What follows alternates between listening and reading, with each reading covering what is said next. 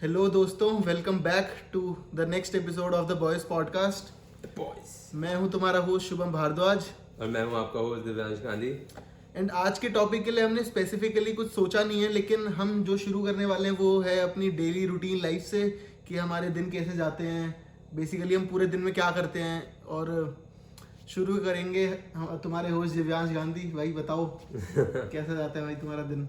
भाई आजकल तो मतलब पिछले 2 सालों से तो दिन के बारे में ना ऐसे सोचना कि दिन का तुम्हारा कैसे क्या टाइम डिवाइडेड है और कैसे तुम्हारा दिन जाना है, और एक जो स्केड्यूल होता था ना उठ के कॉलेज जाने वाला, वो सब जब से खत्म हुआ है और जब से तुम बस घर पे पड़े हो भाई, तब से तो मेरे को लगता है मेरा दिन बहुत ही ऐसे ब्लर में चला जाता है कि बस उठा था 1-2 बजे उठता हूँ मैं क्योंकि रात को लेट सोता हूँ, और उठा अपना कुछ खाया पिया, कब तुमने कुछ देखना शुरू किया, कब तुम बैठे कुछ काम करने के लिए और वो कब रात हो गई और फिर कब खत्म हो गया। भाई मेरे को तो क्योंकि शायद मैं बहुत लेट उठता हूँ इसलिए मेरे को तो ये लगता है।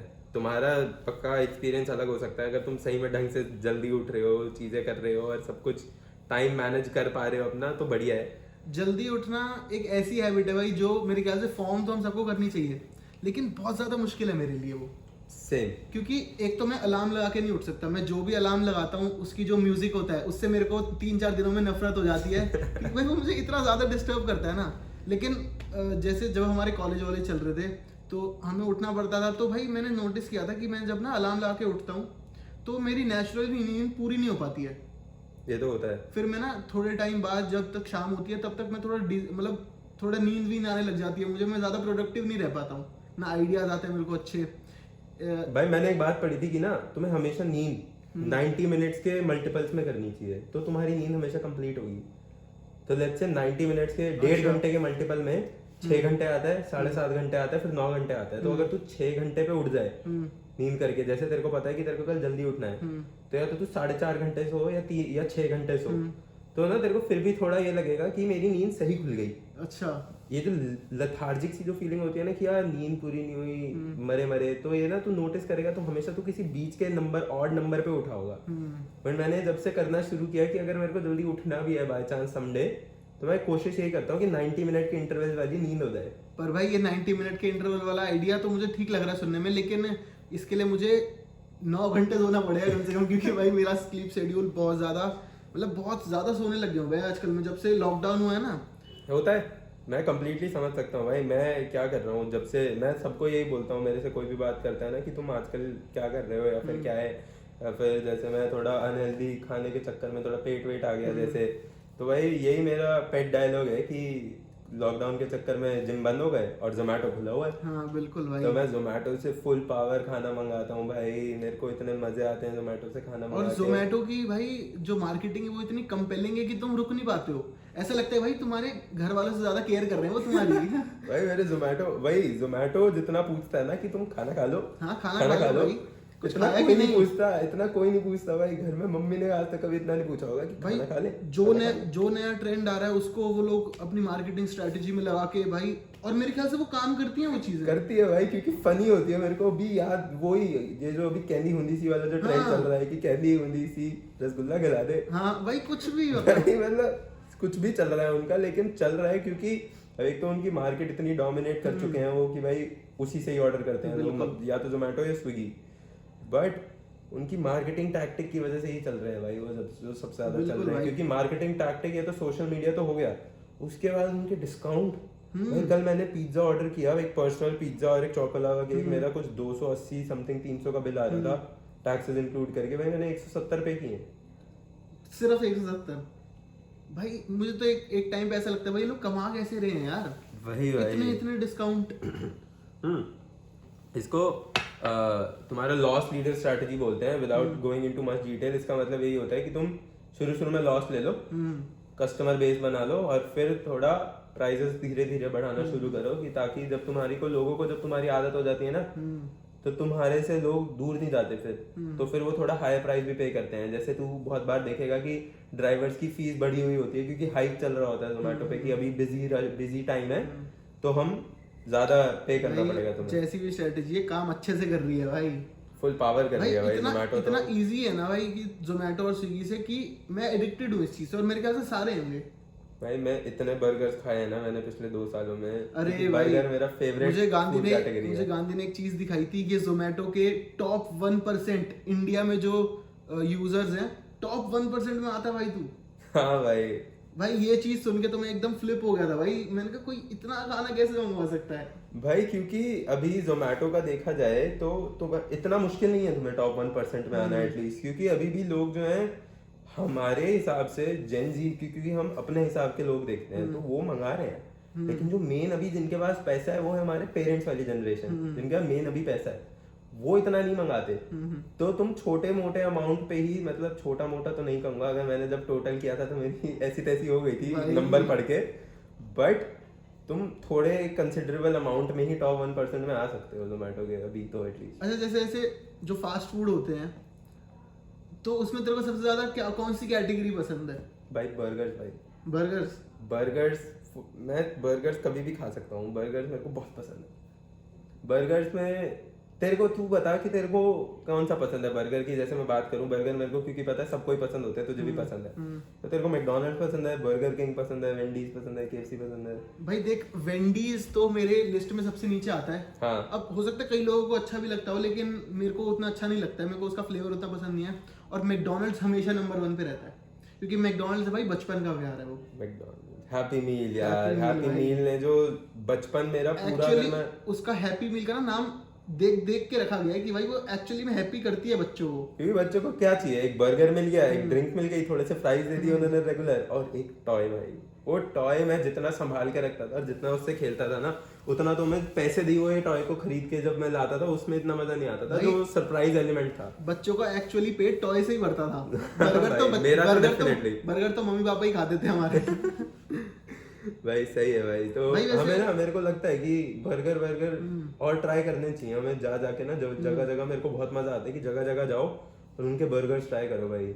काफी ब्रांड्स के बर्गर भी आ रहे हैं भाई, जैसे अभी अपनी मार्केट में बर्गर क्लब खुला है एक नया। हाँ। भाई बर्गर क्लब के बर्गर मेरे को अच्छे लगते हैं, और ना उसमें अच्छी बात क्या है कि उसमें ना एक डिफरेंट टेस्ट है, लेकिन उतना ही डिफरेंट है जितना हम लोगों को चाहिए। समझ गया। एक बर्गर जो बेस टेस्ट होता है बर्गर का वो एक ही होता है। हाँ। उसकी सॉसेस, तुम्हें पता है कि बर्गर बनता कैसे है। हाँ। लेकिन उसकी जो सॉसेस, उसके बन्स में जो डिफरेंट टेस्ट है, वो सिर्फ उतना ही डिफर किया है जितना हमें चाहिए था।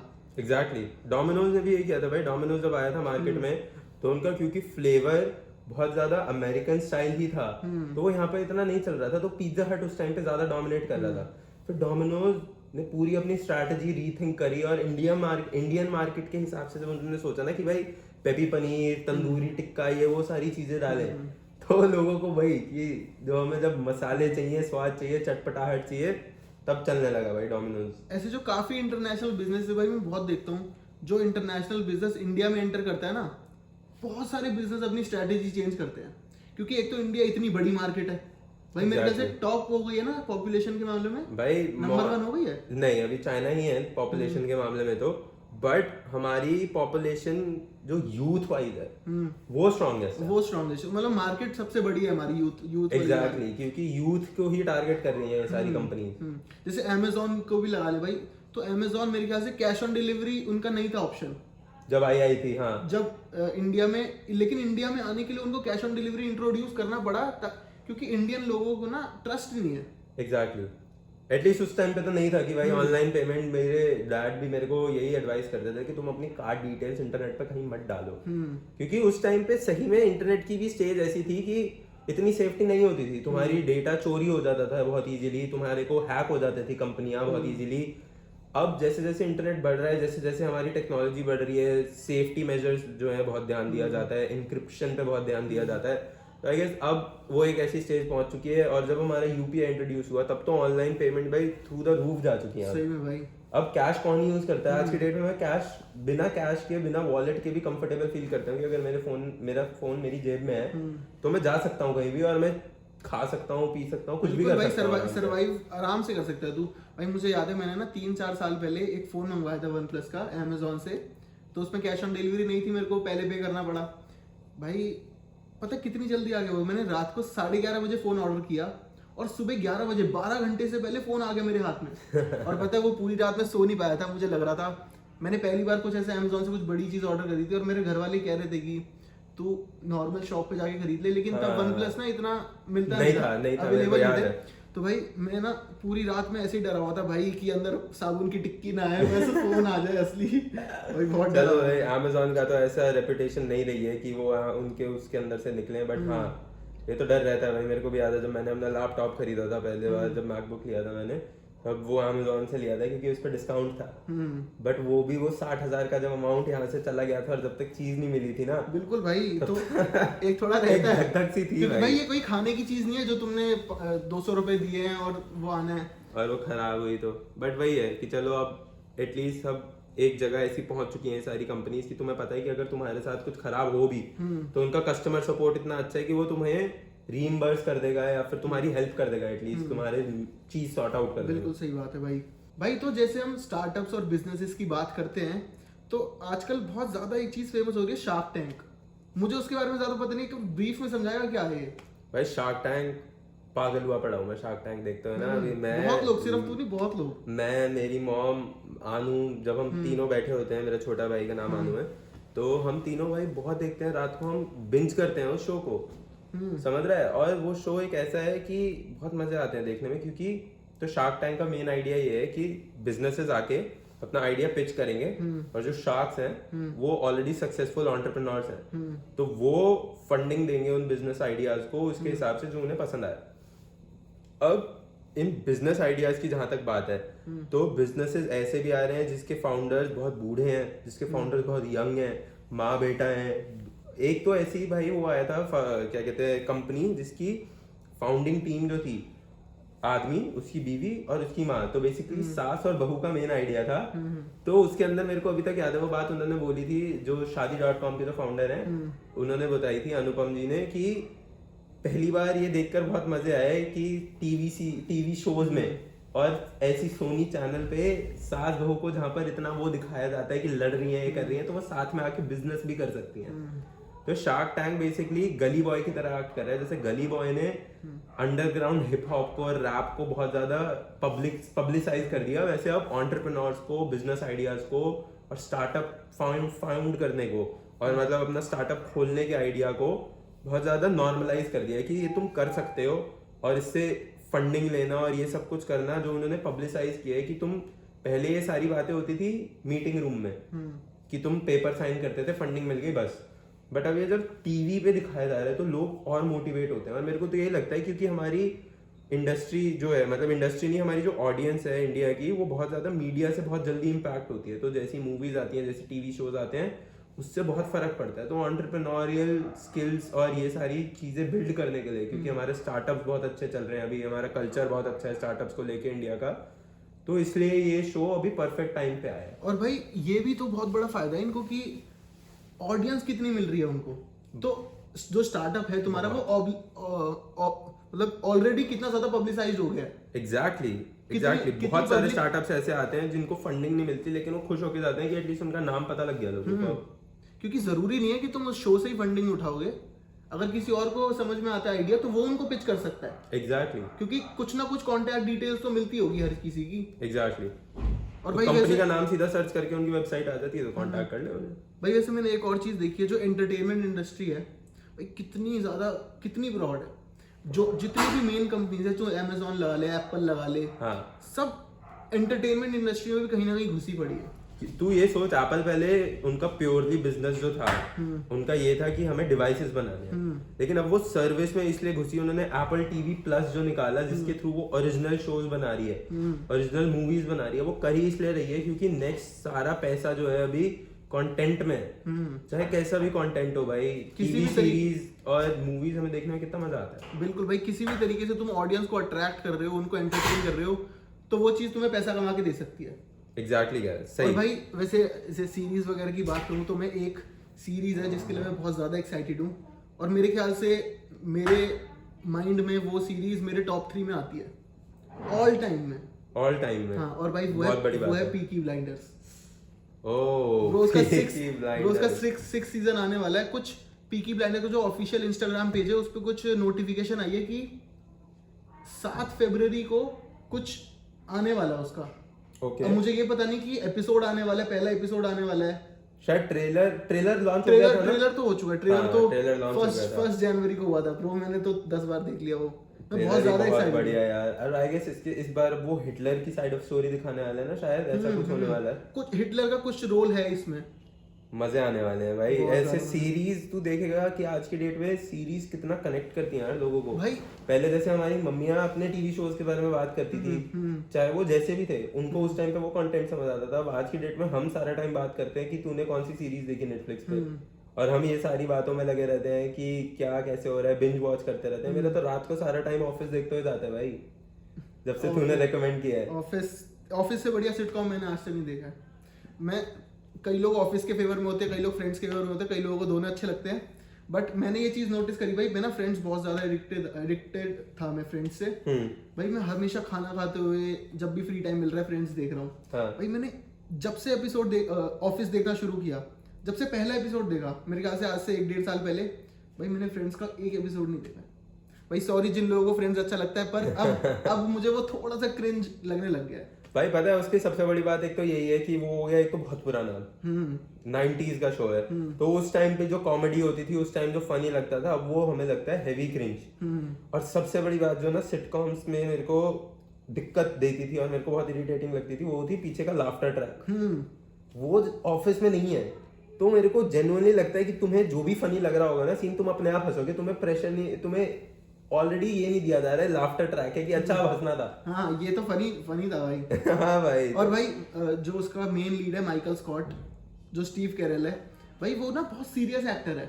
हाँ। और तू नोटिस करेगा ना ऑफिस में उसने इतनी सीरियसली कॉमेडी करी है, भाई मुझे वो बंदा बहुत ज्यादा पसंद। तो एप्पल टीवी प्लस पे ही उसका एक नया शो है द मॉर्निंग शो करके, उसके अंदर जेनिफर एनिस्टन है फ्रॉम फ्रेंड्स और स्टीव कैरल है, तो उन दोनों का लीड रोल है। अच्छा। हाँ, वो दोनों टीवी एंकर होते हैं। तो मैंने वो जब शो देखा है ना, उसके अंदर जितना स्टीव कैरल को मैंने सीरियस एक्टिंग करते हुए देखा और उसने जितनी बढ़िया एक्टिंग करी है, कमाल भाई पता है जब से मैंने फ्रेंड्स देखा है ना, मैं स्टीव कैरल को और किसी कैरेक्टर में ना, मतलब मेरा दिमाग एक्सेप्ट ही नहीं करता है। ऑफिस देखा है, ऑफिस देखा है सॉरी। और वैसे एक बात बता, जैसे सीरीज हो गई, मूवीज हो गई, इसमें तेरा फेवरेट जॉनर क्या है भाई? मतलब कौन सा जॉनर तेरे को देखना सबसे ज्यादा पसंद है, इंटरेस्टिंग लगता है? साईफाई और कॉमेडी। साईफाई और कॉमेडी मेरा फेवरेट है आई गेस। मेरे ख्याल से कॉमेडी तो सबका ही होता है, सबका ही रहता है, क्योंकि कॉमेडी सबसे ज्यादा एंटरटेनमेंट देता है तुम्हें। वही भाई, तुम्हें पता है कि तुम अब टाइम तुमने अपना दिन स्पेंड कर लिया। हमने अभी अपनी रूटीन की बात करी, हम उठ लिए, खा पी लिया, काम वाम कर लिया, सब कुछ जो भी करना था कर आके जब मैं बेड में लेटा हूँ ना, मैं चाहता हूँ मैं कुछ लाइट देखूं यार, मेरे को कुछ अच्छा फील हो। बिल्कुल। तो कॉमेडी देखने का वही फायदा होता है। जब मैं पीकी ब्लाइंडर्स देख रहा था ना, मेरे को याद है कि मैं इतना सीरियस रहता था सारा time. I used to speak like this यो।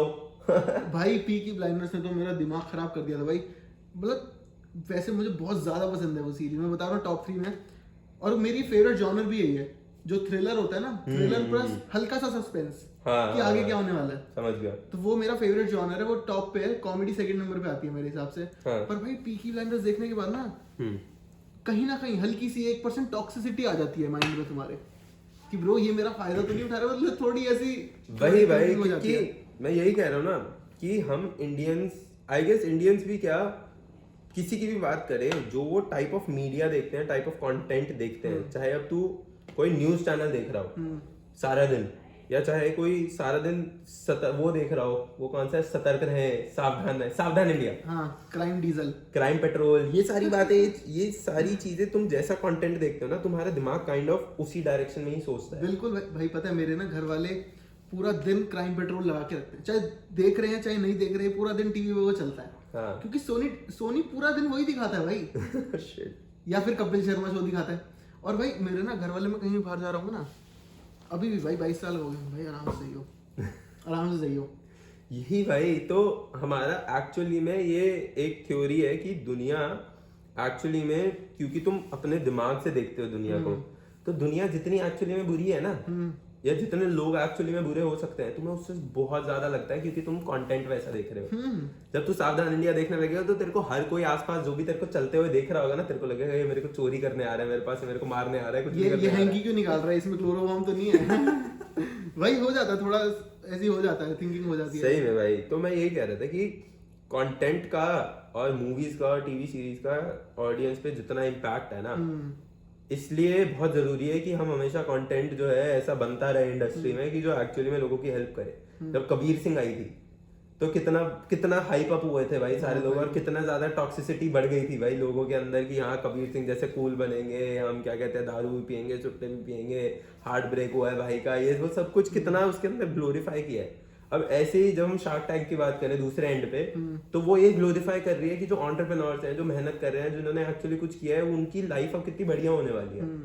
तो इसी का ही फर्क पड़ता है भाई। अब जैसे सोनी पे क्राइम पेट्रोल की जगह अगर तुम सारा टाइम शार्क टैंक देखो तो तुम्हारा दिमाग आइडिया सोचने लगेगा, तुम्हारा दिमाग बिजनेस की तरफ सोचने लगेगा, तुम्हारा दिमाग ये सोचने लगेगा कि मैं भी कैसे करूं ऐसा जो मैं अभी फंडिंग ले पाऊं। तो मेरे को तो इसलिए देखने में मजा आता है। शार्क टैंक तो मैं बहुत पहले से देख रहा हूँ इंडिया से भी, तो मेरे को इसलिए देखने में मजा आता है कि मेरे को इंस्पिरेशन बहुत मिलती है। बिल्कुल।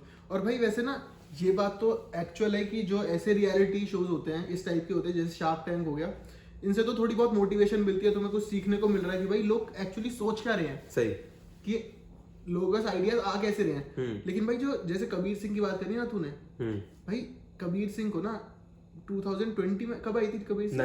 19 में सिनेमैटिक मास्टरपीस बोलते हैं उसे। वो आज तक की शाहिद कपूर की वैसे उस वाले साल में 2019 में तो वो हाईएस्ट ग्रोसिंग फिल्म थी, हाईएस्ट ग्रोसिंग ब्रो। उससे अच्छी किसी ने बिजनेस नहीं किया उस साल में उस मूवी से अच्छा। और भाई ये ना ये सिनेमैटिक व्यूज है, तुम इसको ये नहीं कर सकते कि हर चीज से तुम्हें कुछ सीखना है भाई, क्योंकि भाई जैसे मूवीज बनती है भाई तो कई मूवीज ऐसी होती है जो इंस्पिरेशनल होती हैं, कई मूवीज डार्क होती हैं, कई मूवीज कॉमेडी होती हैं। हाँ मतलब वही है कि चलो हमने दिमाग पे इम्पैक्ट की बात कर ली, ये सब कुछ एक एंटरटेनमेंट इंडस्ट्री में इसीलिए आता है क्योंकि ये एक्चुअली एंटरटेनमेंट ही है। वही हमें ये बात याद रखना आई गेस बहुत जरूरी है कि है तो at the end of the day entertainment के लिए ही सब कुछ। हर कोई बंदा मूवीज इसलिए नहीं देख रहा क्योंकि उसको कुछ एजुकेशनल पर्पस के उससे देखनी है, इंस्पिरेशन की उससे देखनी है, एंटरटेनमेंट की उससे देख रहे हैं। और भाई मैं एंटरटेनमेंट इंडस्ट्री का जब भी नाम लेता हूँ ना, मैं दिमाग में जब भी सोच रहा हूँ म्यूजिक मेरे दिमाग में सबसे पहले आता है। मैं इसी बात पे आना चाह रहा था कि कबीर सिंह की भी अगर हम बात करें तो मूवी चली इसलिए, मैं तो एटलीस्ट ये सोचता हूँ कि वो इतनी ज्यादा इसलिए चली क्योंकि उसके गाने इतने पॉपुलर हो गए। गाने बहुत फर्क पड़ता है यार, तो इसलिए तो वो गानों के वीडियोस, गानों के ट्रेलर और गाने पहले रिलीज करते हैं थोड़ा सा मूवी से पहले कि लोगों को इंटरेस्ट है कि अच्छा ये गाना है तो ये मूवी में कैसे दिखाया जाएगा। मेरे को तो बहुत इंटरेस्ट आता है भाई, बिल्कुल गाने तो इतने पसंद है, मुझे बहुत पसंद है गाने, मैं सारा टाइम गाने सुनता रहता हूं। गानों के बिना लाइफ क्या है यार। मेरी एक दोस्त है भाई, मेरी बहुत क्लोज दोस्त, उसने आज तक गाने नहीं सुने और ना वो सुनती है कभी। मैं नहीं मान सकता भाई आई स्वेयर तू उससे मिला हुआ है तो भाई ऐसा है कि इस पॉडकास्ट के बाद मुझे उसका नाम बताइए। हाँ भाई डेफिनेटली बताऊंगा, और चलते हैं भाई दोनों उसको गाने सुनाते हैं भाई। ये तो भाई मेरे को भी सजा है भाई, ये सही में मैं उससे पहली बार तुम्हें गाने नहीं सुनने, मेरे को ऐसा लगा भाई मेरे को पनिशमेंट मिली हुई है कोई, सही में। और वो ऐसी जी रही है, मैं उससे हर बार, मतलब मेरे को अब उससे 5-6 साल हो गए हैं दोस्ती हुए मेरे को उससे, ठीक है, और मैं अभी तक नहीं समझ पाता कि वो ऐसे कैसे जी रही है। मैं उससे हर कुछ टाइम में पूछता रहता हूँ यार अब सुनने शुरू किए तूने, अब तू सीख गई, हो गई बड़ी। अनबिलीवेबल बात है भाई, कसम से मैं नहीं रह सकता गाने के बिना। गानों से मैं सुबह उठता हूँ, मेरे को पता है कि आज मेरे को काम करना है, मैं अपनी पंपिंग वाली एड्रेनलिन वाली प्लेलिस्ट चलाता हूँ जिसके अंदर एकदम हिप हॉप टाइप बीट्स, एकदम फुल पावर, तुम्हारे को कॉकी भी फील हो रहा है, कॉन्फिडेंट भी फील हो रहा है, मजे आ रहे हैं। तो उस दिन का वो पूरा थीम बन जाता है जब मैं शुरू के जो गाने सुनता हूँ कि भाई आज तो फोड़ दूंगा कुछ। बिल्कुल भाई, गानों पे तो बहुत ज्यादा मूड डिपेंड करता है भाई मेरा, सही में। और उससे भी ज्यादा जब मैं अगर सैड हूँ यार, I am just feeling the blues, या मेरे को थोड़ा लो फील हो रहा है, जब मैं अपनी लो प्लेलिस्ट सुनता हूँ, XXX की हो गई या फिर ये सारे गाने हो गए जो मेलो है बहुत ज्यादा, जो बहुत ज्यादा सूदिंग है, क्या मजे आते हैं। बाय द वे अभी हमने देखा ना थोड़ी देर पहले XXX का एक नया गाना है यार, समझ ही नहीं आ रहा मेरे को कैसे आते हैं यार। मतलब जब जूस वर्ल्ड भी मर गया था उसके बाद भी उसकी एल्बम आई थी, जब माइकल जैक्सन मर गया था उसके बाद भी उसका एक गाना आया था। पता है भाई क्या है, जैसे मान ली कि हम लोग 20 पॉडकास्ट बना के हमने रिकॉर्ड करके डाले सिर्फ 3 ही, हाँ, तो बाकी 17 पड़े हुए हैं, तो उसमें से कुछ ना कुछ पार्ट निकाल के उस भाई जो म्यूजिशियंस होते हैं ना वो बहुत ज्यादा कुछ रिकॉर्ड करके रखते हैं। मेक सेंस भाई, क्योंकि बहुत कुछ लिख के रखते हैं, बहुत कुछ रिकॉर्ड करके रखते हैं। और मैंने तो ये भी सुना है कि जैसे किसी की सिमिलर वॉइस होती है ना, उससे भी सिंग करवा देते हैं अगर लिरिक्स लिखे हुए हैं तो। क्रेजी, मतलब XXX का अगर गाना है तो वो एक्चुअली XXX ने गाया ही नहीं है, ये भी मैंने सुना है, एग्जाम्पल है हाँ, बट लाइक क्रेजी भाई, क्योंकि ऐसे उसके साथ भी तो हुआ था जब वो फास्ट एंड फ्यूरियस वाला जो मेन कैरेक्टर था पॉल वॉकर की जब डेथ हुई थी, उसके बाद उसके भाई को यूज किया था उसके कुछ सीन्स कंप्लीट करने के लिए उस लास्ट वाली मूवी में, क्योंकि उसकी आधी शूटिंग हो रखी थी, आधी बची थी। तो वो कैसे करते, तो वीएफएक्स को यूज करके और उसके भाई को यूज करके किया था भाई, क्रेजी। तो बॉडी डबल्स तो हर चीज में यूज होते हैं, बॉडी डबल्स तो बहुत ही कॉमन कॉन्सेप्ट है। तेरे को पता है इसका सबसे क्रेजीस्ट एग्जांपल आज जो मैंने आजकल मतलब कुछ टाइम में जो मैंने देखा है वो ये था, जब जस्टिस लीग आई थी ना मूवी, तो सुपरमैन जो है कैल्विन हैरिस, क्या नाम है, व्हाटएवर, उसका जो क्लार्क कैंट जो वो बंदा है, उसकी मूंछ थी किसी और मूवी के लिए, ठीक है, उसको वो मूंछ रखनी थी क्योंकि वो उस टाइम पे वो वाली मूवी की भी शूटिंग हो रही थी, ठीक है। तो उसकी मूंछ डिजिटली हटाई गई है हर सीन में से ब्रो, इससे अच्छा तो वैसी मूंछ अपना नकली लगा लेते। बट बताओ, मतलब उसका कॉन्ट्रैक्ट में होगा कि तेरे को मूंछ रखनी है उस वाली मूवी के लिए, वो फिर रियलिटी ओरिजिनलिटी के लिए होगा मे बी। लेकिन तू जस्टिस लीग पुरानी वाली उठा के देखेगा, अभी एक नई आई थी स्नाइडर्स कट, अगर उससे पुरानी वाली उठा के देखेगा तो उसका मुंह इतना अजीब लग रहा है सारा टाइम, क्योंकि एक बहुत अजीब सी लेयर है यहाँ पे, समझ रहा है, तो एक बहुत अजीब वो दिख रहा है कि कुछ तो किया है इसके अंदर गलत। तो भाई यही बात हो गई कि मतलब जो ओरिजिनलिटी होती है ना, वो ओरिजिनलिटी होती है फिर। सही बात है भाई वैसे एक जैसे तू तो मार्वल बहुत देखता है, तू बहुत बड़ा फैन है मार्वल का, ये बात मुझे पता है और काफी लोगों को पता होगी जो गांधी को जानते हैं दिल से। भाई एक बात बता कि जो डीसी थी उसके फेलियर का मेन रीजन क्या लगता है तुझे? भाई मेरे को ये लगता है डीसी ने ना मूवी शुरू करी, जैसे बैटमैन की जो ओरिजिनल ट्रिलॉजी थी उसके अंदर जो डार्क नाइट जो मूवी है ना, वो मेरी टॉप 5 मूवीज में आती है। डार्क नाइट से अच्छी मूवी नहीं बनाई क्रिस्टोफर नॉलन ने आज तक मेरे ख्याल से। बहुत अच्छी मूवी थी, बहुत प्यारी। बट यही क्योंकि कभी क्रिस्टोफर नॉलन ने बनाई वो, अब उसके बाद डायरेक्टर से अनबन हो गई, डायरेक्टर चेंज हो गया, ठीक है। और जैसे जस्टिस लीग के साथ क्या हुआ था, जस्टिस लीग का जो जैक स्नाइडर है बेसिकली जो डायरेक्टर था, जो बना रहा था जस्टिस लीग, उसकी बेटी ने सुसाइड कर लिया था मिड शूट, समझ रहा है कि मूवी अभी आधी बन रही है, उसने सुसाइड कर लिया। तो 2017 में वो किसी और ने आके कंप्लीट कर दी थी, वो मूवी निकाल दी थी। अच्छा। अब उसको 4 साल बाद जब वो आया कि फाइनली मेरे को अपनी ये मूवी कंप्लीट करनी है, और लाइक भाई बहुत बड़ा loss, I feel very sorry for him, but उस लॉस से जैसे जब वो बाहर आया और उसने देखा कि मेरे को मूवी अपने तरीके से लॉन्च करनी है, तो उसने वो पूरी दोबारा शूट करवाई, पूरी उसने जो जो सीन्स ले सकता था वो लिए, मेन स्टोरी लाइन वही थी, बट तू दोनों मूवीज को अगर आमने सामने रख के देखेगा ना, जमीन आसमान का फर्क है। अच्छा। तो मेरे को यही लगता है कि मार्वल ना अपनी स्टोरीज पे और कॉन्टिन्यूटी पे बहुत फोकस रखता है कि अगर इस मूवी से अब अगली मूवी आ रही है तो मैं कैसे कनेक्ट करूं, और फिर एक मूवी में जैसे एवेंजर्स एंड गेम जब आई थी कि सारी मूवीज मिल गई, तो वो जो किया है ना वो अभी तक डीसी ढंग से नहीं कर पाया है, मेरे को तो ये लगता है। मुझे एक और फैक्टर बहुत ज्यादा ना दिमाग में चुभता है कि भाई डीसी मूवीज बहुत ज्यादा डार्क है, हाँ, और मार्वल में ह्यूमर जो है थोड़ा बहुत, उसकी वजह से वो लोग ज्यादा पसंद करते हैं। एग्जैक्टली जो हम बात कर रहे थे कि कॉमेडी इसलिए ना बहुत फायदेमंद होती है कि तुम कॉमेडी से हर इंसान से रिलेट कर सकते हो। डार्क चीजें कुछ कुछ लोगों को समझ आएंगी, जिनको आएंगी उन्हें बहुत पसंद भी आएंगी शायद। मेरे को बहुत पसंद है डार्क चीजें, लेकिन बट कॉमेडी जनरल है ब्रो। तुम जो लाफ्स होती है ना वो सबको पसंद है, हाँ, जो शॉर्ट लाफ्स होती हैं सबको पसंद है भाई वो। और ऐसा नहीं है कि मार्वल भी बहुत सीरियस मूवीज होती हैं भाई, होती हैं, यूनिवर्स खत्म हो रहा है उसमें भाई सीरियस तो होगी, लेकिन उसमें जो ह्यूमर का एक वो होता है ना स्पाइस, हाँ, वो बहुत जरूरी है। परफेक्ट तरीके से बताया तूने, बस थोड़ा सा स्पाइस, मेन टेस्ट ह्यूमर नहीं है, बट हल्का सा ऊपर से चटपटाहट है। हाँ, चटपटाहट है। सही कह रहा है भाई। तो मार्वल के तो भाई अब मार्वल एक ऐसी स्टेज पे आ चुका है कि अब जो फेमस जो थे सबसे, आयरन मैन जो था, कैप्टन अमेरिका जो था, ये दोनों नहीं है, तो अब ये कभी वापस नहीं आने वाले अपेरेंटली। बट क्योंकि अब स्पाइडरमैन में, मतलब मैं स्पॉयलर्स तो नहीं बचे अभी, अब सबको पता है स्पाइडरमैन में क्या हुआ है, और अब अगर तुमने अभी तक नहीं देखी है तो तुम्हें फिर मार्वल में इंटरेस्ट ही नहीं है। भाई देख लो यार, इससे अच्छी मूवी नहीं देखी मैंने स्पाइडरमैन की। तो मैं वही कह रहा हूँ कि अगर अभी तक भी जिसने नहीं देखी तो उसको इस बातों से फिर फर्क भी नहीं पड़ता कि उससे स्पॉइलर मिल रहे हैं। तो यही है कि उसके अंदर जो दिखाया कि अब मल्टीवर्स है, कि दूसरे स्पाइडरमैन भी जो थे वो दूसरे यूनिवर्स से आ गए। तो ऐसा कह रहे हैं कि अब जो नेक्स्ट मूवी आनी है Doctor Strange Madness of Multiverse of Madness, हाँ Doctor Strange Multiverse of Madness जो मूवी आ रही है उसके अंदर मल्टीवर्स को और ज्यादा जो है दिखाया जाएगा।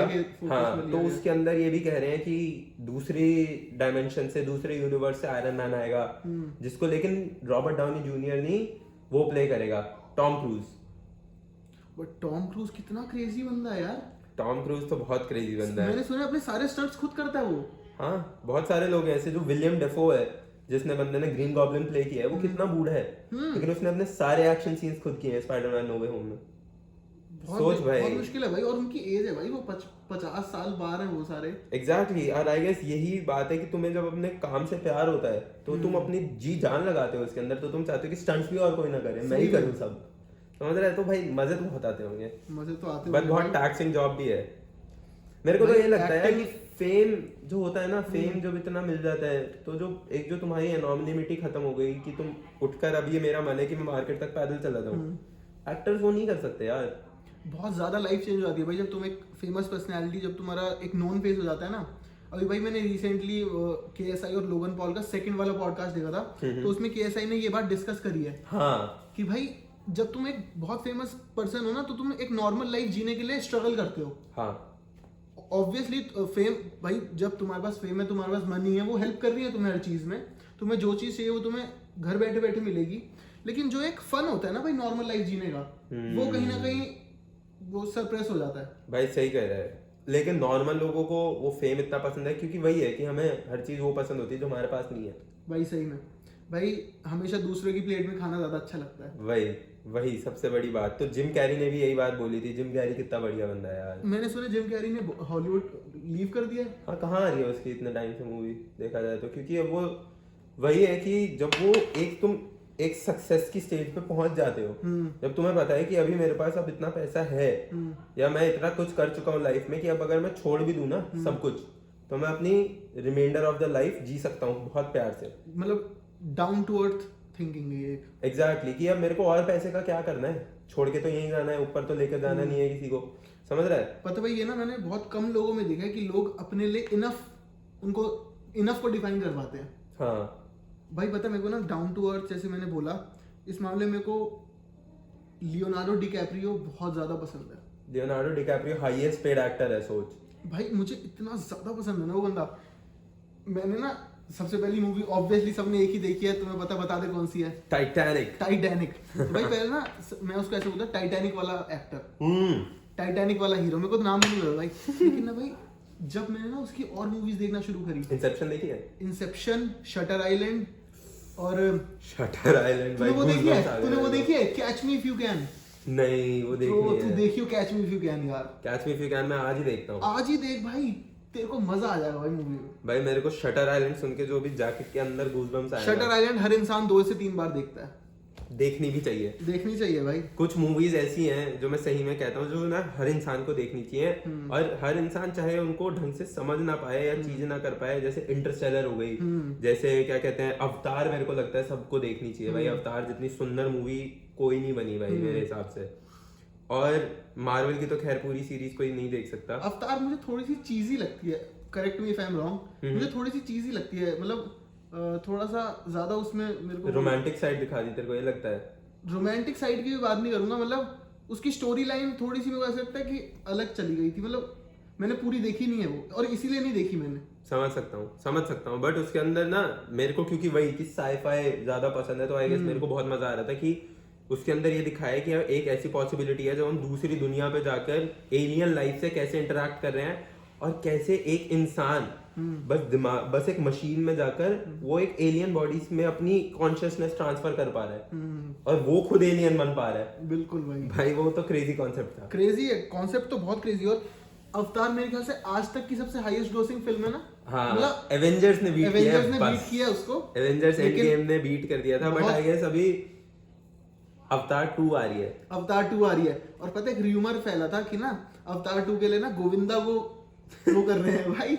मैंने रणवीर अलाहाबादिया के पॉडकास्ट में ये चीज सुनी और भाई मैंने कहा यार ये कैसे हो सकता है, ये कोई सोच भी कैसे सकता है। ये नहीं हो सकता है यार, मतलब आगे छोटा मोटा रोल। फनी बात पता क्या है कि गोविंदा ने रिजेक्ट क्यों किया? हाँ। क्योंकि उसको अपनी बॉडी में पेंट नहीं लगाना था। कितनी फनी बात है यार ये। भाई रूमर्स तो क्रेजी होते हैं भाई इंडस्ट्री के।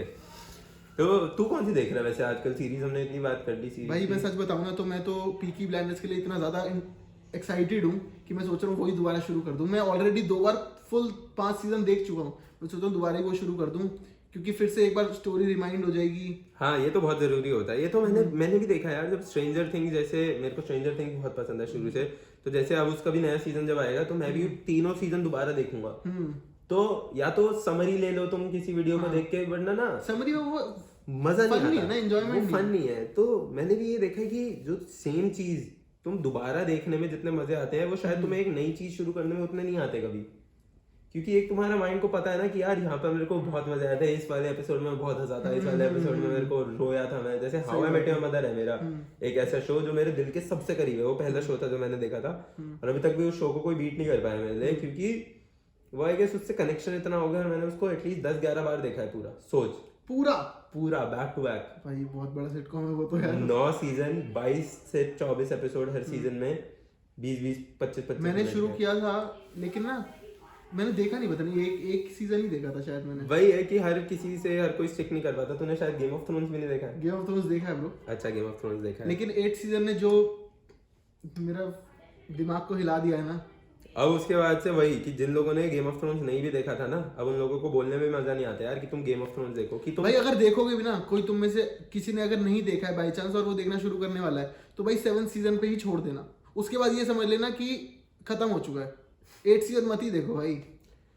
बट वही है कि देखना तो पड़ेगा ही। हाँ भाई अब अगर 7 सीजन तक देख लिया तो तुम भी देखना चाहोगे, तुम भी अगर वो मैं भी- वाली सेम बीटी झेलना चाहते हो, वो वाली सेम माइंड स्टेट में आना चाहते हो जो जब हम फ्रस्ट्रेट हुए थे कि 7 सीजन देखते आ रहे हैं और 8वें सीजन में सबकी ऐसी तैसी और हो गई। कितना वेट किया था भाई सबने, पागलों की तरह वेट किया था। मेरे को याद है मैंने हॉटस्टार की सब्सक्रिप्शन इसलिए ली थी। हाँ भाई बस मैं यही चाहता हूँ कि जो पीकी ब्लाइंडर्स का फाइनल सीजन है वो अच्छा है भाई, प्लीज भाई। I really hope so man, I really do कि मैं भी, क्योंकि पीकी ब्लाइंडर्स का वेट तो कर रहा हूँ मैं भी।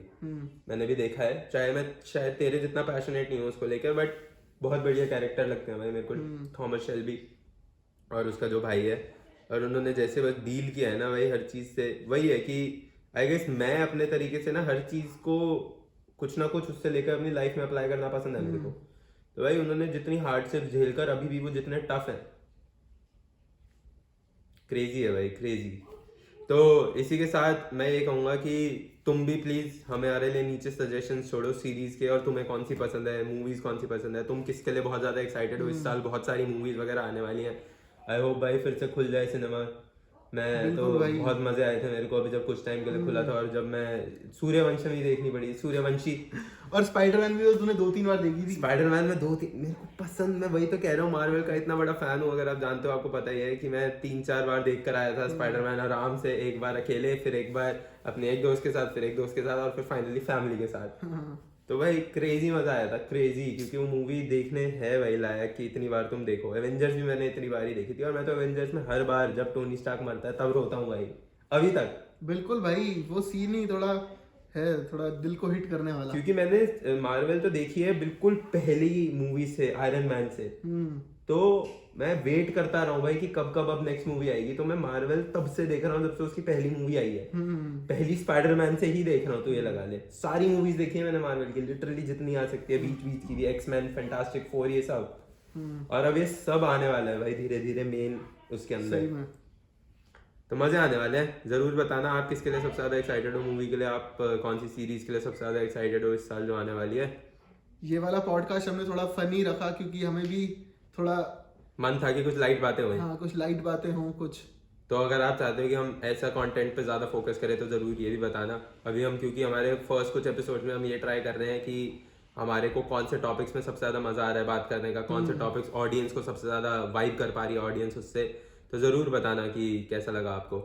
जो भी तुम्हारे मन में व्यूज हैं सब कुछ बता देना भाई हमें, जो भी हमें करेक्ट करना चाहिए। हाँ, हम बुरा नहीं मानते, बहुत डीप हो गया। हाँ भाई, बहुत डीप है। चलो इसी के साथ खत्म करते हैं एपिसोड। मिलते हैं आपसे जल्दी अगले एपिसोड में। Take care, bye bye, take care. सी